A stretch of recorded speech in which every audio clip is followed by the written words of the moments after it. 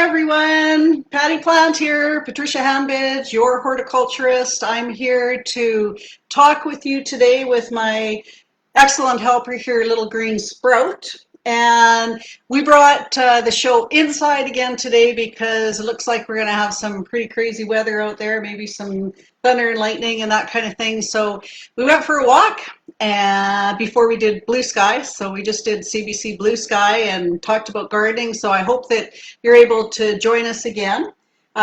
This Facebook channel every Wednesday at 1 p.m. Central Standard Time, we do Grow Live. Sometimes I have expert help along with me. And we also have a YouTube channel, Grow, where these videos end up eventually, and other ones as well. So make sure you tune in, subscribe if you like. If there's subject matter which you want to see us cover, then we can certainly do that. So trees and shrubs that should be growing more. So there's a lot of trees and shrubs available. Sometimes we just plant kind of the general stuff that's out there, and there's way other things that are cool as well. So where should we start? You grab a piece here and tell me what we should do. Okay, well that's cool. All right, it's a little wilty because it's been in the fridge since this morning, but this is a linden. So there's lots of linden trees out there. They're a little slow growing. Here's the bloom. It's quite beautiful. Very scented, which is nice because when the lindens bloom, you always know that they are. There is both small and very, very large varieties of linden. So the little leaf linden is a nice, beautiful shape. They are a little bit slow growing, but once they get going, it's very nice. And again, depending on the size of your landscape, depends on what size of tree you get. Really important to plant a tree where it will grow best and to plant it with enough room to grow. So don't plant a giant tree if it's going to take up all the space you have. There's smaller varieties available. What's next? This one? Okay, cool. Well, as you can see, what shape is that leaf? A Canada. Oh, Canada. It's just about Canada Day. So this is one of my favorite maples. This is a silver maple. So when the wind blows, you can see that it's going to be lots of white color, but this is the only maple that doesn't get aphids. So it's a very nice smooth bark tree. Down east, if you're tuning in from Ontario, I know we have some followers in Ontario. Nice plant, big tree. These are all big trees we're covering first, but there are maples that are smaller as well. Speaking of which, let's do this one here. Let's do this one. Okay, this, oh, sorry, that's, yeah, this is hot wings. So I don't know if you can see really well, but this is a cultivar that is fairly new. And if you look at the seed pods, you can see there's a little red coloring. They get brilliantly red, and sometimes there's some almost burgundy cultivars that are out there. So this isn't quite as large as a silver maple, but it's also something that we would consider large trees. What's next? This one? Okay. Well, we had to include Colorado Spruce, and why we took this sample is because look at that beautiful new growth. You know, there's any kind of evergreen tree is really nice to grow. This time of year, they just look beautiful with the new growth. They are cone producers, so they're a conifer family.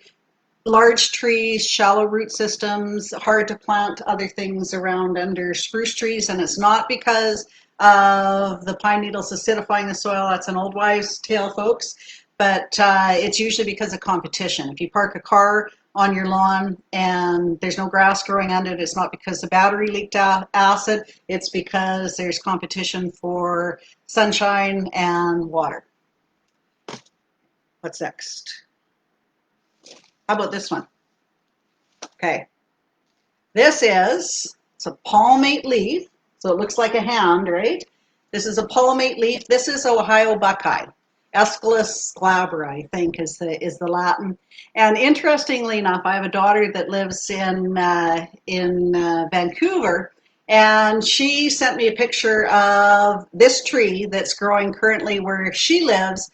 And these are the seed pods. It gets a beautiful flower that's kind of the same structure as a lilac.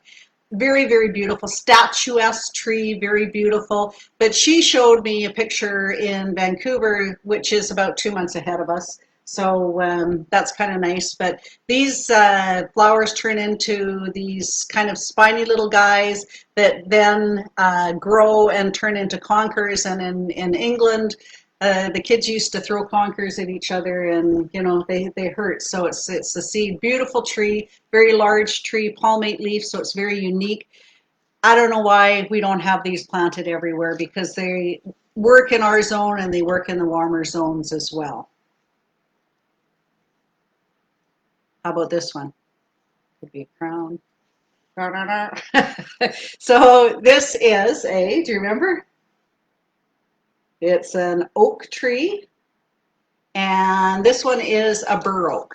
So it's got a very distinct lobe leaf. They're very cool. I think that everybody should be growing oak trees, and depending where you live, like if you live on the prairies, then the Burr Oak is the most hardy. But if you live down east or out west, you've got the Carolinian hardwoods, you've got scarlet oak, you've got pin oaks, you've got all sorts of oak trees, and they are super because they're a very hard wood. They make beautiful furniture. They have a tap root. So any plant with a tap root can access aquifers that are further down, and of course then it's less care for us. Well, here we go. Here is another evergreen.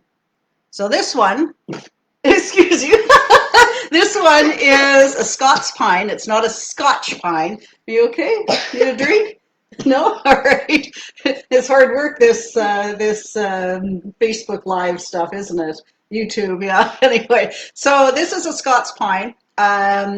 It's a great tree because it's got a very unique kind of way of growing. It has fox red bark. So if you see an evergreen tree, and the difference between, of course, do you need a drink of water? You can go get a drink and come back. No problem. So the difference between a spruce and a pine is that the pines have longer needles, the spruce have shorter needles, and I guess maybe we'll do a video at some point in the future and talk about the difference between pine, spruce, and fir trees. So I did gather a piece of a deciduous evergreen. So this is Siberian larch. Tamarack is another common name for them. They are a fabulous addition to any landscape because they have different habits at different time of years. So this is the nice spring green that has just come out on the prairies. And in the fall, they turn a beautiful yellow. The needles, even though it's called an evergreen, it's a deciduous evergreen. So the needles fall off, and after they turn yellow, and they are in a dormant state in the wintertime without any needles, which is kind of interesting too. They do get cones because they're a conifer, and they're a very cool thing as well. Okay, now we get into some smaller stuff. So we were talking about maples, and I wanted to, you come join me better now? So this is a Tartarian maple. There's also an Amur maple, and they are a smaller stature tree, so probably at maturity maybe, gosh, I don't know, 12 meters maybe at the most, maybe 18 feet. And as you can see, everything flowers and produces fruit. These are kind of nondescript, but it's actually quite a nice plant. What else do we have here? Oh, I had to bring this in. Saskatoon berry, right? So as you can see, this is almost the end of June. The fruit has formed. It's a beautiful tree, nice rounded leaf. The city of Saskatoon was actually called or named after the Saskatoon berry plant, so that's pretty cool. This one is, and of course all of these are smaller stature than the big trees that we did. This is a buffalo berry. So it is a native tree, and it gets nice red berries later in the season. It does also have some spines on it, so you got to be careful if you're picking the berries or anything like that. Let's see what else we have here. Oh, another silver leaf tree. This is a wolf willow. So you can see there's tiny little yellow flowers, but they're heavily scented. So one time we were camping, and this is when my kids were younger, and we were at Pine Creek Campground, which is kind of down around the Big Buddy. And we came over a hill into Pine Creek, which has a beautiful little trout stream going through it. And all you could smell was the wolf willow that was in bloom. So it's a very tropical, heady fragrance that is quite beautiful. So wolf willows are also native and kind of fun to grow. What else do we have here? Oh, got to take you down to these little guys here. And they're a low shrub that does very, very well in low light areas. They get flowers and then fruit on them. And it's a three-lobe fruit that is very, very cool. So I guess that's kind of the gamut of what we brought with us today. I encourage you all to grow trees and shrubs. They are the skeletons of the landscape because they're what's evident throughout the year. It doesn't matter if it's winter or summer. And thank you for joining us for Grow Live. If there's any topics you want covered, then let us know. Drop us a line. You can also find us on the YouTube channel Grow. And if you like what you see, please subscribe.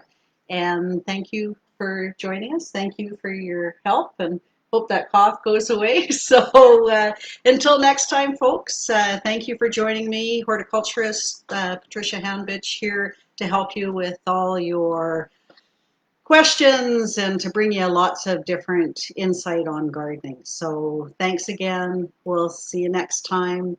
Be happy, stay safe, and let's get growing. See you next time, folks. Bye now.